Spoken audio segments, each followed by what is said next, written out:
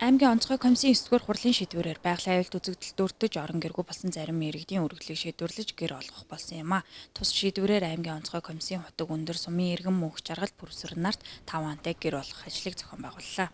Гэр олгох арга хэмжээнд аймгийн засаг даргын тамгын газрын дарга, онцгой байдлын газрын дарга, цагдаагийн газрын дэд дарга, цагдаагийн ахмад ажилтнаар нар оролцсон юм.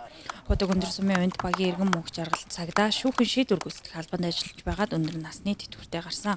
2015 оны 4-р сард гэрэн шатсан бөгөөд өнөөдөр гэр авсандаа туйл их баяртай байгаагаа илэрхийлсэн юм. За би бас цагдаагийн байгуул 20 мянгатай одон жил 36 жил ажилласан хүн. Тэгээд 2015 оны 4 сард гэрээсээ цаачаад тэгээд цагдаа одоо хаач ажиллаж адсан байгуулалт хийсэн. Тэгээд дарга марганд хөөцөдөж одоо аймаг засвар марггүй явж тэгээд надад гэр олгож өглөө. Би маш их баяртай байна.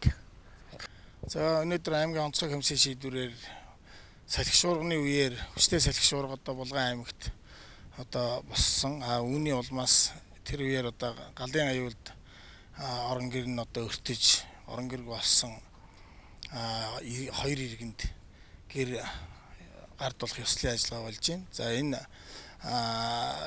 хүн бол цагдаагийн байгууллага шүүхэн шийдвэр гүйцэтгэх албанд олон жил үргэлжлэлтэй ажиллаж байсан юм манай цагдаагийн одоо ахмад ажилтан байж байгаа. За дээр нь бол бас төрийн алба паагчийн одоо бас гэр нь одоо бас алд өртөж шатсан. За энэ нь бол Булган аймгийн хотог өндөр сумын унт багийн байгаль хамгаалагч Пүрвсрэн гэж айлын бас гэр одоо бас галд өртөж шатсан байж байгаа. Тэгээ энэ одоо хоёр иргэнд одоо гэр гардуулж байна. Ер нь бол байгалийн одоо давгдшгүй хүчин зүйлийн өмнө бол ард иргэд одоо нэг хүчин мөхсдөг. За үүнийг бол төр засаг аль болохоор одоо боломжийн хэрээр асуудлыг шийдэж ингэж дэмжиж ажиллахыг хичээж байгаа. Тэгээд харамсалтай нь одоо энэ төсөв хөрөнгө хөрөхгүй байгаа улмаас бол тэр бүр одоо хүмүүст 100% тусалж дэмжиж чадахгүй байна. За энэ бид нар бол бас бодлого маань бол зөвхөн төр өдөө энэ антрагдихаа энэ хүнд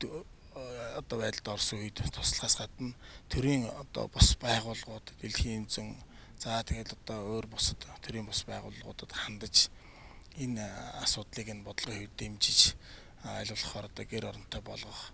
За дээр нь бас сум оронтой ярьж гаад үнгөө одоо гойжин энэ төр олгуулахын талын одоо бас бодлогын одоо арга хэмжээнүүдийг авч ажиллаж байгаа. Тэгээд ингэ өргөө цагаан гэр энэ авч байгаа хүмүүстээ бас аз жаргал сайн сайхан одоо бүхнийг өсөж сайхан амьдрахыг одоо өсөөрөө. За ер нь бол аймгийн хэмжээнд бол гэр салхи шуурганд гэр оронгүй болсон. За галд одоо гэр нь шатаж одоо өртсөн. Тэгээд дээр нь одоо бас юу байна л да. Бас гэр нь эвдэрсэн бүр одоо тийм ээ. Тэгээд эдгээр одоо айлууд одоо нэлээдгүй олон өсөлт юм дөрвөлүүд ирдэг. Тэгээд аль болохоор одоо түүнийг судалж хагаад боломжийн хэрээр л дэмжиж ингээд явж байгаа. Аймгийн онцгой комиссаас иргэдээс ирүүлсэн өргөдөл гомдлыг хугацаа алдалгүй шийдвэрлэхийг хичээж байгаа бөгөөд энэ онд Баяг цуманд басан хүчтэй шорон шуурганы улмаас 8 айлын гэр эвдэрснийг засаж сайжруулах арга хэмжээг авсан байна. Мөн үер усны аюулд өртсөн аймгийн төвийн иргэдэд газар дээр нь туслах ажлыг зохион байгуулан ажилласан юм а.